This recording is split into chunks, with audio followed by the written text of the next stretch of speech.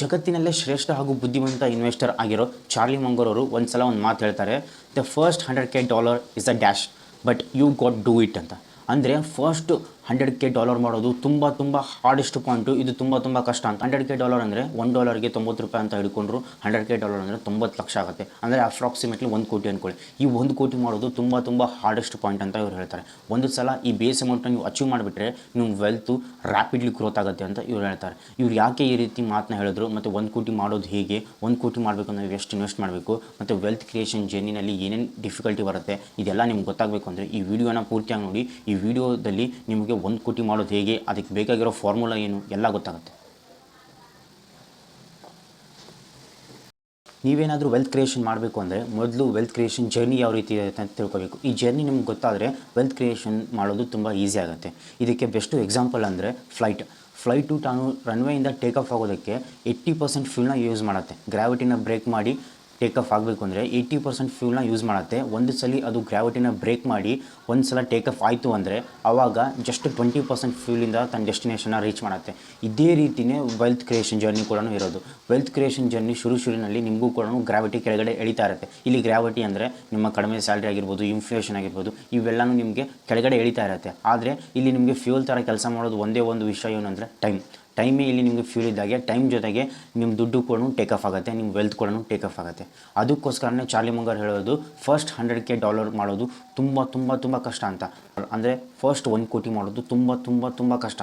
ಅದಾದಮೇಲೆ ಜರ್ನಿ ಆಟೋಮೆಟಿಕ್ಕಾಗಿ ಈಸಿ ಆಗೋಗುತ್ತೆ. ನೀವು ಏನೂ ಕಾಂಟ್ರಿಬ್ಯೂಷನ್ ಮಾಡದಿದ್ರೂ ಕೂಡ ನಿಮ್ಮ ಜರ್ನಿ ಈಸಿ ಆಗುತ್ತೆ. ಯಾಕಂದರೆ ನೀವೇನಾದರೂ 20,000 ಸಂಬಳ ತೊಗೊತಿದ್ದೀರಾ ಅಂದ್ಕೊಳ್ಳಿ, ನೀವು ಎಷ್ಟೋ ಕಷ್ಟಪಟ್ಟು ಇಡೀ ವರ್ಷ ಕಷ್ಟಪಟ್ಟು 1 ಲಕ್ಷನ ಸೇವ್ ಮಾಡಿದ್ರಿ ಅಂದ್ಕೊಳ್ಳಿ. ಈ 1 ಲಕ್ಷನ ನೀವು ಇನ್ವೆಸ್ಟ್ ಮಾಡಿದ್ರಿ, ಎಲ್ಲಿ ಸ್ಟಾಕ್ ಮಾರ್ಕೆಟಲ್ಲಿ ಇನ್ವೆಸ್ಟ್ ಮಾಡಿದ್ರಿ ಅಂದ್ಕೊಳ್ಳಿ, ನಿಮಗೆ 20% ರಿಟರ್ನ್ ಸಿಕ್ತು ಅಂದ್ಕೊಳ್ಳಿ. 1 ಲಕ್ಷಕ್ಕೆ 20% ಅಂದರೆ 20,000 ಆಯಿತು. ಅಂದರೆ ನೀವು ಇಡೀ ವರ್ಷ ಕಷ್ಟಪಟ್ಟು ಸೇವ್ ಮಾಡಿದ್ರು ಕೂಡ ನಿಮಗೆ ಸಿಕ್ಕಿದ್ದು 20,000, ತಿಂಗಳಿಗೆ 2,000 ಕೂಡ ಅಲ್ಲ. ನೀವೆಲ್ಲ ಇಷ್ಟೆಲ್ಲ ಕಷ್ಟಪಟ್ಟು ಇಷ್ಟೆಲ್ಲ ಕೈ ಕಟ್ಕೊಂಡು ಕೆಲಸ ಮಾಡಿ ಇಷ್ಟೆಲ್ಲ ಇವ್ರ ಕಡೆ ಅನಿಸ್ಕೊಂಡು ಸೇವ್ ಮಾಡಿದ್ರು ಕೂಡ ನಿಮಗೆ ಸಿಕ್ಕಿದ್ದು ಬರೀ 20,000. ಇದರಿಂದ ನಿಮ್ಮ ಲೈಫ್ ಏನೂ ಚೇಂಜ್ ಆಗಲಿಲ್ಲ. ಆದರೆ ಅದೇ ಟೈಮಲ್ಲಿ ನಿಮ್ಗೆ ಏನಾದರೂ 1 ಕೋಟಿ ಇತ್ತು ಅಂದ್ಕೊಳ್ಳಿ, ಅದಕ್ಕೆ 20% ಏನು ಸಿಕ್ಕಿದ್ರೆ ಎಷ್ಟಾಗ್ತಿತ್ತು? 20 ಲಕ್ಷ ಆಗ್ತಿತ್ತು. ಇವಾಗ ನಿಮ್ಮ ಲೈಫಲ್ಲಿ ಏನಾದರೂ ಒಂದು ವ್ಯಾಲ್ಯೂ ಆ್ಯಡ್ ಆಗಿರೋದು, ಇದು ನಿಮ್ಮ 8-10 ವರ್ಷ ಸ್ಯಾಲ್ರಿ ಆಗಿರೋದು. ಇದನ್ನೇ ನಾವು ಫೈನಾನ್ಷಿಯಲ್ ಫ್ರೀಡಮ್ ಅಂತ ಕರಿತೀವಿ. ಅದಕ್ಕೋಸ್ಕರ ಬೇಸ್ ಕ್ಯಾಪಿಟಲ್ ಯಾವಾಗ ಜಾಸ್ತಿ ಇರುತ್ತೆ ನಮ್ಮ ರಿಟರ್ನ್ ಕೂಡ ಜಾಸ್ತಿ ಇರುತ್ತೆ. ಅದಕ್ಕೋಸ್ಕರನೇ ಚಾರ್ಲಿ ಮಂಗರ್ ಹೇಳೋದು ಫಸ್ಟ್ 1 ಕೋಟಿ ಮಾಡೋದು ತುಂಬ ಕಷ್ಟ, ಅದಾದಮೇಲೆ ನಿಮ್ಮ ಜರ್ನಿ ಈಸಿ ಆಗುತ್ತೆ ಅಂತ. ಯಾಕೆ ಈಸಿ ಆಗುತ್ತೆ ಅಂದರೆ 1 ಕೋಟಿ ಆದಮೇಲೆ ನಿಮ್ಮ ದುಡ್ಡು ಜಸ್ಟ್ ಗ್ರೋ ಆಗೋಲ್ಲ, ಮಲ್ಟಿಪ್ಲೈ ಆಗ್ತಾ ಹೋಗುತ್ತೆ. ಹೇಗಂದರೆ ಇದನ್ನು ರಿಯಲ್ ವರ್ಲ್ಡಲ್ಲಿ ಎಕ್ಸಾಂಪಲ್ ತೊಗೋಬೇಕಂದ್ರೆ ನೀವೇನಾದರೂ 15,000 ಪ್ರತಿ ತಿಂಗಳು ಇನ್ವೆಸ್ಟ್ ಮಾಡ್ತಾ ಇದ್ದೀರಾ ಅಂದರೆ ನಿಮಗೆ 15% ರಿಟರ್ನ್ ಸಿಗ್ತಾ ಇದೆ ಅಂದರೆ 15 ವರ್ಷದಲ್ಲಿ ನಿಮ್ಮ ಹತ್ರ 1 ಕೋಟಿ ಇರುತ್ತೆ. ಆದರೆ ನಿಮ್ಗೆ 1 ಕೋಟಿ ಸಂಪಾದನೆ ಮಾಡೋದಕ್ಕೆ ನಿಮಗೆ 15 ವರ್ಷ ಬೇಕಾಯಿತು. ಅದೇ ನೆಕ್ಸ್ಟ್ 2ನೇ ಕೋಟಿ ನಿಮಗೆ ಜಸ್ಟ್ 5 ವರ್ಷದಲ್ಲಿ ಬರುತ್ತೆ. ಅದೇ 3ನೇ ಕೋಟಿ ಜಸ್ಟ್ 3 ವರ್ಷದಲ್ಲಿ ಬರುತ್ತೆ. ಅದೇ 4ನೇ ಕೋಟಿ ಜಸ್ಟ್ 2 ವರ್ಷದಲ್ಲಿ ಬರುತ್ತೆ. ಇಲ್ಲಿ ಏನಾಯ್ತು ಹೇಳಿ, ಪ್ರತಿ ಸಲನೂ 1 ಕೋಟಿ ಆ್ಯಡ್ ಆಗ್ತಾ ಹೋಗ್ತಾ ಇದೆ. ಆದರೆ ಇಲ್ಲಿ ಏನು ಕಡಿಮೆ ಆಗ್ತಾಯಿದೆ? ಟೈಮ್ ಕಡಿಮೆ ಆಗ್ತಾಯಿದೆ. ಯಾಕಂದರೆ ಇಲ್ಲಿ ಪವರ್ ಆಫ್ ಕಾಂಪೌಂಡಿಂಗ್ ವರ್ಕ್ ಆಗ್ತಾಯಿದೆ. ಇದನ್ನೇ ನಾವು ಸ್ನೋಬಾಲ್ ಎಫೆಕ್ಟ್ ಅಂತಲೂ ಕರಿತೀವಿ. ಸ್ನೋಬಾಲ್ ಅಂದರೆ ಒಂದು ಬೆಟ್ಟದ ಮೇಲಿಂದ ಒಂದು ಐಸ್ ಕಡ್ಡಿನ ನೀವು ಏನಾದರೂ ಕೆಳಗಡೆ ಬಿಟ್ಟರೆ ಅದು ಕೆಳಗಡೆ ಬರ್ತಾ ಸೈಜ್ ದೊಡ್ಡದಾಗ್ತಾ ಬಂಡೆ ಸೈಜ್ ಆಗುತ್ತೆ. ಇದನ್ನೇ ನಾವು ಸ್ನೋಬಾಲ್ ಎಫೆಕ್ಟ್ ಅಂತ ಕರಿತೀವಿ ಮತ್ತು ಪವರ್ ಆಫ್ ಕಾಂಪೌಂಡಿಂಗ್ ಅಂತ ಕರಿತೀವಿ. ಫಸ್ಟು 1 ಕೋಟಿ ಮಾಡೋದು ಹೇಗೆ ಅಂತ ತಲೆ ಕೆಡಿಸ್ಕೊಳ್ಳಿ. 100 ಕೋಟಿ 1000 ಕೋಟಿ ಇದನ್ನೆಲ್ಲ ಬಿಟ್ಬಿಡಿ. ಹೌದು ಇರಬೇಕು, ದೊಡ್ಡ ಗೋಲ್ ಇದ್ದಾಗಲೇ ಅಚೀವ್ ಮಾಡೋಕ್ಕಾಗೋದು, ದೊಡ್ಡ ಗೋಲ್ ಇದ್ದಾಗಲೇ ನಾವು ದೊಡ್ಡದಾಗಿ ಥಿಂಕ್ ಮಾಡೋಕ್ಕಾಗೋದು. ಆದರೆ ಫಸ್ಟ್ 1 ಕೋಟಿ ನೀವು ಮಾಡಲೇಬೇಕು. ನೀವು 100 ಕೋಟಿ ಮಾಡಿ 1000 ಕೋಟಿ ಮಾಡಿ, ಆದರೆ ಫಸ್ಟ್ 1 ಕೋಟಿನಾದರೂ ದಾಟಲೇಬೇಕು. ಅದಕ್ಕೋಸ್ಕರ ನೀವು ಟೈಮ್ ಲೈನ್ ಹಾಕ್ಕೊಳ್ಳಿ, ನಾನು 1 ಕೋಟಿ ಮಾಡೇ ಮಾಡ್ತೀನಿ ಅಂತ. ನಿಮ್ಗೆ ಗೊತ್ತಾಯಿತು 1 ಕೋಟಿ ಮಾಡೋದು ಎಷ್ಟು ಇಂಪಾರ್ಟೆಂಟ್ ಅಂತ. 1 ಕೋಟಿ ಆದಮೇಲೆ ನಿಮ್ಗೆ ಹೆಲ್ತ್ ಯಾವ ರೀತಿ ಎಕ್ಸ್ಪಾಂಡ್ ಆಗುತ್ತೆ ಅಂತ ನಿಮ್ಗೆ ಗೊತ್ತಾಯಿತು.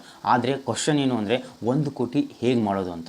1 ಕೋಟಿ ಹೇಗೆ ಮಾಡೋದು ಅಂದರೆ ಸಿಂಪಲ್ಲು, ನೀವು ನಿಮ್ಮ ಜಾಬಲ್ಲೇ ಇನ್ನೂ ಎಕ್ಸ್ಪರ್ಟ್ ಆಗಬೇಕು ಮತ್ತು ನಿಮ್ಮ ಜಾಬಲ್ಲೇ ಪ್ರಮೋಷನ್ ತೊಗೊಂಡು ಮೇಲೆ ಹೋಗ್ತಾ ಇರಬೇಕು. ನಿಮ್ಮ ಸ್ಯಾಲ್ರಿನ ಜಾಸ್ತಿ ಮಾಡೋದ್ರ ಕಡೆ ನಿಮ್ಗೆ ಗಮನ ಕೊಡಬೇಕು. ನಿಮ್ಮ ಸ್ಕಿಲ್ನ ಡೆವಲಪ್ ಮಾಡೋದಾದರೂ ಆಗಿರ್ಬೋದು. ಮತ್ತು ಒಂದೇ ಒಂದು ಇನ್ಕಮ್ ಸ್ಟ್ರೀಮ್ಸ್ ಮೇಲೆ ಕೂತ್ಕೊಳ್ಬೇಡಿ, ಒಂದೇ ಒಂದು ಇನ್ಕಮ್ ಸೋರ್ಸ್ ಮೇಲೆ ಕೂತ್ಕೊಳ್ಳೋಕೆ ಹೋಗಬೇಡಿ. ಮಲ್ಟಿಪಲ್ ಇನ್ಕಮ್ ಸೋರ್ಸ್ನ ಹುಟ್ಟಾಕಿ. ಒಂದಿಲ್ಲ ಅಂದರೆ ಇನ್ನೊಂದು ಕೆಲಸ ಮಾಡಿ. ಇಲ್ಲಿ ಟೈಮ್ನ ಟ್ರೇಡ್ ಮಾಡೋದಕ್ಕೆ ಹಿಂದೆ ಮುಂದೆ ನೋಡೋಕೆ ಹೋಗಬೇಡಿ. ನೀವು ಫಸ್ಟ್ 1 ಕೋಟಿ ಆಗೋವರೆಗೂ ಏನೂ ಮಾಡೋಕ್ಕಾಗಲ್ಲ. ನೀವು ಟೈಮ್ನ ಟ್ರೇಡ್ ಮಾಡಲೇಬೇಕು. ಟೈಮ್ನ ಟ್ರೇಡ್ ಮಾಡಬೇಕು ಅಂದರೆ ಇನ್ನೊಬ್ಬರ ಹತ್ರ ಹೋಗಿ ಕೆಲಸ ಮಾಡ್ತಿರ್ತೀರಲ್ಲ, ಅಲ್ಲಿ ಏನು ಮಾಡ್ತೀರಾ, ನಿಮ್ಮ ಟೈಮ್ ಕೊಟ್ಟು ಕೆಲಸ ಮಾಡ್ತಿರ್ತಾರೆ, ಅದಕ್ಕೆ ನೀವು ದುಡ್ಡು ಕೊಡ್ತಾ ಇರ್ತಾನೆ. ಇದನ್ನೇ ಟೈಮ್ ಟ್ರೇಡಿಂಗ್ ಅಂತ ಕರಿತೀವಿ. ನೀವು ಇಲ್ಲಿ ಟೈಮ್ ಟ್ರೇಡ್ ಮಾಡಲೇಬೇಕು, ಬೇರೆ ಆಪ್ಷನೇ ಇಲ್ಲ. ಯಾವಾಗ ನಿಮ್ಮ ಹತ್ರ 1 ಕೋಟಿ ಆಗುತ್ತೆ ಆಮೇಲೆ ನಿಮ್ಗೆ ಇಷ್ಟ ಬಂದಿದ್ದು ಕೆಲಸ ಮಾಡ್ಕೋಬೋದು. ಒಂದು ಸಲ ಇದು ಬೇಸ್ ಆದಮೇಲೆ ಅವಾಗ ನೀವು ಥಿಂಕ್ ಮಾಡ್ಬೋದು ನನಗೆ ಯಾವ್ದು ಇಷ್ಟ ಅಂತ. ಇದನ್ನು ಯಾವ್ದು ಇಷ್ಟ ಅಂದರೆ ಏನು ಹೇಳಿ, ನಮಗೆ ಫೈನಾನ್ಷಿಯಲ್ ಫ್ರೀಡಮ್ ಸಿಕ್ಕಿದೆ ಅಂತ. ಫೈನಾನ್ಷಿಯಲ್ ಫ್ರೀಡಮ್ ಅಂದರೆ ದುಡ್ಡಲ್ಲ, ನಮ್ಗೆ ಟೈಮು. ನಾವು ಏನು ಬೇಕಾದರೂ ಕೆಲಸ ಮಾಡ್ಬೋದು, ದುಡ್ಡುಗೋಸ್ಕರ ಅಲ್ಲ. ನಮಗೇನು ಇಷ್ಟ ಕೆಲಸ ಅದನ್ನು ಮಾಡ್ಬೋದು. ನಮ್ಗೆ ಗಾರ್ಡನಿಂಗ್ ಮಾಡೋದು ಇಷ್ಟ ಇರುತ್ತೆ, ಕೆಲವೊಬ್ಬರಿಗೆ ಇಡೀ ದಿನ ಆಟ ಆಡೋದು ಇಷ್ಟ ಇರುತ್ತೆ, ಇನ್ನು ಕೆಲವೊಬ್ಬರು ಇಡೀ ದಿನ ಮೂವಿ ನೋಡೋದು ಇಷ್ಟ ಇರುತ್ತೆ. ಅವ್ರಿಗೆ ಅದರಿಂದ ದುಡ್ಡು ಬರ್ತಾ ಇರಲ್ಲ, ಬಟ್ ಅದು ಮಾಡೋಕ್ಕಿಷ್ಟ. ಅದು ಮಾಡ್ತಾ ಹೋದರೆ ಜೀವನ ನಡೆಯಲ್ಲ. ಜೀವನ ಯಾವಾಗ ನಡೆಯಲ್ಲ ಅಂದರೆ ನಮ್ಮ ಹತ್ರ ದುಡ್ಡಿಲ್ಲ ಅಂದಾಗ. ಅದೇ ನಮ್ಮ ಹತ್ರ ಸಿಕ್ಕಾಪಟ್ಟೆ ದುಡ್ಡಿದೆ ಅಂದಾಗ ನಾವು ಏನು ಬೇಕಾದರೂ ಮಾಡ್ಬೋದು, ತಲೆ ಕೆಡಿಸ್ಕೊಳಕ್ಕೆ ಹೋಗಲ್ಲ, ನಮ್ಮ ಜೀವನ ಆಟೋಮೆಟಿಕ್ಕಾಗಿ ನಡೀತಾ ಇರುತ್ತೆ, ನಮ್ಮ ಖರ್ಚು ಆಟೋಮೆಟಿಕ್ಕಾಗಿ ಹೋಗ್ತಾ ಇರುತ್ತೆ. ಅದೇ ನಾವು ದುಡಿದೇ ಇದ್ದರೆ ನಮ್ಮ ಜೀವನ ನಡೆಯಲ್ಲ ಅಂದಾಗ ನಾವು ಅವಾಗ ಡ್ರೀಮಿಂದ ಓಡೋಕ್ಕಾಗಲ್ಲ, ನಮ್ಗೆ ಏನು ಇಷ್ಟನೋ ಅದು ಮಾಡೋಕ್ಕಾಗಲ್ಲ. ಸೊ ಎಲ್ಲನೂ ಕನೆಕ್ಟೆಡ್ ದುಡ್ಡೇ ಆಗಿದೆ. ದುಡ್ಡೇ ಎಲ್ಲ ಅಲ್ಲ, ಹೌದು ಒಪ್ಕೋತೀನಿ, ಆದರೆ ದುಡ್ಡು ಇಲ್ಲದೆ ಏನೂ ಇಲ್ಲ, ಇದನ್ನು ಕೂಡ ಒಪ್ಕೋಬೇಕು. ಸುಮ್ಮನೆ ಫಿಲಾಸಫಿ ಮಾತಾಡೋದಲ್ಲ. ಇವಾಗ ನಿಮ್ಮ ತಲೆಯಲ್ಲಿ ಒಂದು ಕ್ವಶನ್ ಬರ್ತಾ ಇರುತ್ತೆ, 15,000 ಇನ್ವೆಸ್ಟ್ ಮಾಡಿದರೆ 15 ವರ್ಷ ಆದಮೇಲೆ ನಮ್ಗೆ 1 ಕೋಟಿ ಸಿಗುತ್ತೆ, ಆದರೆ ನನ್ನ ಸ್ಯಾಲ್ರಿನೇ 20,000 ಇರೋದು, ನಾನು 15,000 ಎಲ್ಲಿ ಇನ್ವೆಸ್ಟ್ ಮಾಡಲಿ ಅಂತ.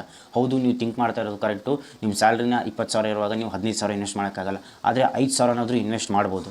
ಈ 5,000ನ ಎವ್ರಿ ಇಯರು ಸ್ಟೆಪ್ ಮಾಡ್ತಾ ಹೋಗಬೇಕು. 20% ಸ್ಟೆಪ್ ಮಾಡಬೇಕು. ಅಂದರೆ ಈ ವರ್ಷ 5,000 ಇನ್ವೆಸ್ಟ್ ಮಾಡಿದರೆ ಮುಂದಿನ ವರ್ಷ 6,000 ಇನ್ವೆಸ್ಟ್ ಮಾಡ್ಬೋದು. ಆ 6,000ಕ್ಕೆ ಮತ್ತೆ 20% ಅಂದರೆ ಮುಂದಿನ ವರ್ಷ 7,200 ಇನ್ವೆಸ್ಟ್ ಮಾಡೋದು. ಆ 7,200ಕ್ಕೆ ಮತ್ತೆ 20%. ಈ ರೀತಿ 20% ಇಯರ್ ಆನ್ ಇಯರ್ ಇನ್ಕ್ರೀಸ್ ಮಾಡ್ತಾ ಹೋಗಬೇಕು. ಈ ಇನ್ಕ್ರೀಸ್ ಹೇಗೆ ಮಾಡಬೇಕು ಅಂದರೆ, ನಿಮ್ಮ ಸ್ಯಾಲ್ರಿ ಯಾವ ರೀತಿ ಇನ್ಕ್ರೀಸ್ ಆಗುತ್ತೆ. ನಿಮ್ಮ ಸ್ಯಾಲ್ರಿ 10% ಇನ್ಕ್ರೀಸ್ ಆಯಿತು ಅಂದ್ಕೊಳ್ಳಿ, ಇಯರ್ ಆನ್ ಇಯರ್ ಸ್ಯಾಲ್ರಿ ಎಲ್ಲರದು ಇನ್ಕ್ರೀಸ್ ಆಗೇ ಆಗುತ್ತೆ. ಯಾಕಂದರೆ ಇನ್ಫ್ಲೇಷನ್ 7% ಇರೋದ್ರಿಂದ ನಿಮ್ಮ ಸ್ಯಾಲ್ರಿ 10% ಆದರೂ ಇನ್ಕ್ರೀಸ್ ಆಗಲೇಬೇಕು. ನಿಮ್ಮ ಸ್ಯಾಲ್ರಿ 10% ಕೂಡ ಇನ್ಕ್ರೀಸ್ ಆಗ್ತಾ ಇಲ್ಲ ಅಂದರೆ ನೀವೇನೋ ತಪ್ಪು ಮಾಡ್ತಾ ಇದ್ದೀರಾ ಅಂತ ಅರ್ಥ. ನೀವು ನಿಮ್ಮ ಜಾಬ್ನಾದರೂ ಚೇಂಜ್ ಮಾಡಬೇಕು, ಇಲ್ಲ ನೀವು ಜಾಬ್ ಮಾಡ್ತಾ ಇರೋ ಸ್ಟೈಲಾದರೂ ಚೇಂಜ್ ಮಾಡಬೇಕು. ಇಲ್ಲ ಅಂದರೆ ತುಂಬ ಕಷ್ಟ ಆಗುತ್ತೆ. ನೀವೇನಾದರೂ 20% ಇಯರ್ ಆನ್ ಇಯರ್ ಸ್ಟೆಪ್ ಮಾಡ್ತಾ ಹೋದ್ರಿ ಅಂದರೆ 5,000 ಇನ್ವೆಸ್ಟ್ ಮಾಡಿಕೊಂಡು ನೆಕ್ಸ್ಟ್ 15 ಇಯರ್ಸಲ್ಲಿ ನಿಮ್ದು 1 ಕೋಟಿ ಆಗುತ್ತೆ. ನಿಮಗೆ 5,000 ಇನ್ವೆಸ್ಟ್ ಮಾಡಿ 20% ಸ್ಟೆಪ್ ಮಾಡೋಕ್ಕಾಗಲಿಲ್ಲ ಅಂದರೆ ಅಟ್ಲೀಸ್ಟ್ 10% ಆದರೂ ಮಾಡಿ 15 ಇಯರ್ಸ್ ಆದಮೇಲೆ ನಿಮ್ಮ ಹತ್ರ 50 ಲಕ್ಷನಾದರೂ ಇರುತ್ತೆ. 50 ಲಕ್ಷ ಆದಮೇಲೆ ಇನ್ನು 1 ಕೋಟಿ ಆಗೋದು ಎಷ್ಟೊತ್ತು? ನೀವು 50 ಲಕ್ಷಕ್ಕೆ ಬಂದಿದ್ರೆ 1 ಕೋಟಿ ಆಗೋದಾದ್ರೆ ಎಷ್ಟೊತ್ತು? ಇಲ್ಲಿಂದ ಮಲ್ಟಿಪ್ಲಿಕೇಷನ್ ಸ್ಟಾರ್ಟ್ ಆಗೋಗುತ್ತೆ. ನಿಮ್ಮ next goal next 10 years, next 15 ಇಯರ್ಸಲ್ಲಿ ನನ್ನ ಹತ್ರ 1 ಕೋಟಿ ಇದೆ ಅಂತಲೇ ಥಿಂಕ್ ಮಾಡಿ. ಆಮೇಲೆ ನಿಮ್ಮ ಸಬ್ಕಾನ್ಷಿಯಸ್ ಮೈಂಡಿಗೆ ಒಂದು ಸಿಗ್ನಲ್ ಹೋಗುತ್ತೆ. ಅಲ್ಲಿಂದ ನೀವು 1 ಕೋಟಿ ಮಾಡೋದಕ್ಕೆ ಏನೇನು ಡಿಸಿಷನ್ ತೊಗೋಬೇಕು ಆಟೋಮೆಟಿಕ್ಕಾಗಿ ತೊಗೋತೀರಾ. ಸ್ವಲ್ಪ ಫ್ರೂಗಲಾಗಿ ಬದುಕಿ, ಒಂದು 5ರಿಂದ 10 ವರ್ಷ ಫ್ರೂಗಲಾಗಿ ಬದುಕಬೇಕು. ಫ್ರೂಗಲ್ ಅಂದರೆ ಜಿಪ್ನ ಅಲ್ಲ, ಫ್ರೂಗಲ್ ಅಂದರೆ ಅನ್ನೆಸೆಸರಿ ಖರ್ಚು ಮಾಡದೇ ಇರೋನು. ಅಂದರೆ ನೀಡ್ಸ್ಗೋಸ್ಕರನೇ ಖರ್ಚು ಮಾಡೋದವನು, ತನ್ನ ವಾಂಟ್ಸ್ನ ಸ್ವಲ್ಪ ಹಿಡಿದಿಟ್ಕೊಳ್ಳೋದು. ಹೌದು, ಕಾರ್ ತೊಗೋಬೇಕು, ಮನೆಗೆ ತೊಗೋಬೇಕು ಅಂತ ಇದೆಲ್ಲ ವಾಂಟ್ಸ್ ಇರುತ್ತೆ, ನಮಗೂ ಆಸೆ ಇರುತ್ತೆ. ಯಾಕಂದರೆ ವಿ ಆರ್ ಹ್ಯೂಮನ್ಸ್, ನಮಗೆ ಎಮೋಷನ್ ಜಾಸ್ತಿ ಮುಖ್ಯ. ಹೌದು, ಆದರೆ ಸ್ವಲ್ಪ ಎಮೋಷನ್ಸ್ಗಳನ್ನ ನಾವು ಕಂಟ್ರೋಲ್ ಮಾಡಿದ್ರೆ ಮುಂದೆ ಆ ಎಮೋಷನ್ಸ್ನ ನಾವು ಫುಲ್ಫಿಲ್ ಮಾಡ್ಕೋಬೋದು. ಇಲ್ಲ ಇವಾಗಲೇ ನಾವೆಲ್ಲ ಮಾಡ್ಕೊಂಡು ಕೂತ್ಕೊಂಡ್ರೆ ನಾವು ಡೆಟ್ ಟ್ರ್ಯಾಪಲ್ಲಿ ಸಿಕ್ಕಾಕೋತೀವಿ. ಯಾವತ್ತೂ ಆ ಬೇಸ್ ಕ್ಯಾಪಿಟಲ್ನ ರೀಚ್ ಮಾಡೋಕ್ಕೆ ಆಗಲ್ಲ. ಅದಕ್ಕೋಸ್ಕರ ನಾವು ಇದನ್ನು ಡಿಲೇಡ್ ಗ್ರಾಫಿಫಿಕೇಷನ್ ಅಂತ ಕರಿತೀವಿ. ಅಂದರೆ ವಿಳಂಬಿತ ತೃಪ್ತಿ. ಯಾರು ತನ್ನ ಆಸೆ ಮೇಲೆ ಕಂಟ್ರೋಲ್ ಇಟ್ಕೊಳ್ತಾನೋ ಅವನೇ ಲಾಸ್ಟಲ್ಲಿ ವಿನ್ ಆಗೋದು. ಭಗವದ್ಗೀತೆಯಲ್ಲಿ ಶ್ರೀಕೃಷ್ಣ ಹೇಳಿರೋದು ಇದನ್ನೇ. ಸ್ಟಾಕ್ ಮಾರ್ಕೆಟಲ್ಲಿ ಇನ್ವೆಸ್ಟ್ ಮಾಡ್ತಿದ್ದೀರಾ ಅಂದರೆ IQ ಮುಖ್ಯ ಆಗಲ್ಲ, EQ ಮುಖ್ಯ. IQ ಅಂದರೆ ಇಂಟೆಲಿಜೆಂಟ್ ಕ್ವಶನ್, ಅದೇ EQ ಅಂದರೆ ಎಮೋಷ್ನಲ್ ಕ್ವಶನ್. ಇಲ್ಲಿ ಎಮೋಷ್ನಲ್ ಇಂಟೆಲಿಜೆನ್ಸ್ ಜಾಸ್ತಿ ಇರಬೇಕು. ಎಮೋಷನ್ನ ಕಂಟ್ರೋಲ್ ಮಾಡ್ಕೊಂಡು ಡಿಸಿಷನ್ ತೊಗೊಳ್ಳೋವಂಥ ನಮಗೆ ಕೆಪಾಸಿಟಿ ಇರಬೇಕು. ಆವಾಗಲೇ ನಾವು ದುಡ್ಡು ಮಾಡೋಕ್ಕಾಗೋದು. ಈ ಸ್ಟಾಕ್ ಮಾರ್ಕೆಟಲ್ಲಿ EQ ಪ್ಲಸ್ ಪೇಷನ್ಸ್ ತುಂಬ ಮುಖ್ಯ ಆಗಿರುತ್ತೆ. ಈ ಸ್ಟಾಕ್ ಮಾರ್ಕೆಟಲ್ಲ ಅಷ್ಟೇ ಅಲ್ಲ, ಇಡೀ ನಮ್ಮ ಜೀವನದಲ್ಲೂ ಕೂಡ ಇದೇ ಅಪ್ಲೈ ಆಗೋದು. ನೀವು ಫಸ್ಟು 1 ಕೋಟಿ ಮಾಡೋದು ಹೇಗಂತ ಥಿಂಕ್ ಮಾಡಿ, ಬೇರೆ ಏನೂ ಥಿಂಕ್ ಮಾಡೋಕ್ಕೋಗ್ಬೇಡಿ. ಇವತ್ತಿಂದ ನಿಮ್ಮ ಸಬ್ಕಾನ್ಷಿಯಸ್ ಮೈಂಡ್ಗೆ ತಿಳಿಸ್ಬಿಡಿ, ನನಗೆ ನೆಕ್ಸ್ಟ್ 10 ಇಯರ್ಸಲ್ಲಿ 1 ಕೋಟಿ ಬೇಕು ಅಂತ. ಆಟೋಮೆಟಿಕ್ಕಾಗಿ ನಿಮಗೆ ದಾರಿ ಸಿಗ್ತಾ ಹೋಗುತ್ತೆ. ಈ ಇಡೀ ವರ್ಷ ಇದನ್ನೇ ಥಿಂಕ್ ಮಾಡಿ 1 ಕೋಟಿನ ಹೇಗೆ ಮಾಡೋದು ಅಂತ. ಇದೇ ಈ ವರ್ಷದಲ್ಲಿ ನಿಮ್ಮದು ರೆವಲ್ಯೂಷನ್.